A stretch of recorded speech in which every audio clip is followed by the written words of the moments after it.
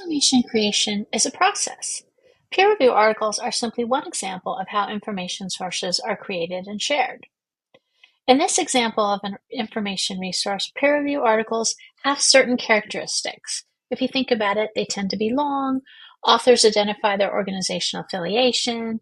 There's certainly other characteristics we could discuss and you can reflect on, but they tend to also have specific formats. For example, they start with an abstract, which is going to tell us who was studied, how they were studied, potential findings of the study.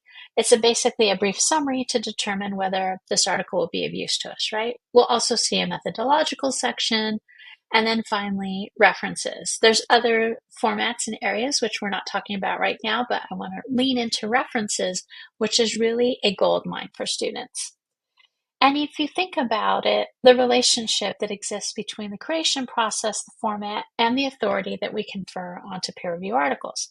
For example, the creation process, the actual peer review process, which we saw in our 3-minute video, the format, so how it's laid out, these certain specific formats and characteristics we talked about. And then this combination is what gives us, or what allows us to trust the authority in the resource, I should say. Now, of course, as a librarian, I recommend that you start with the library. Why would you want to start with the resources and services that are available to you from the library? Well, for one, we subscribe to resources that organize information in easily searchable ways. But I think more importantly, our sources recognize that knowledge can be organized by discipline, and this will influence the way that you access information. So if we take a look at two specific economics resources, the first is Academic Search Complete, which is a very broad interdisciplinary database, a great place to start if you need to get some background or kind of ground yourself in a topic.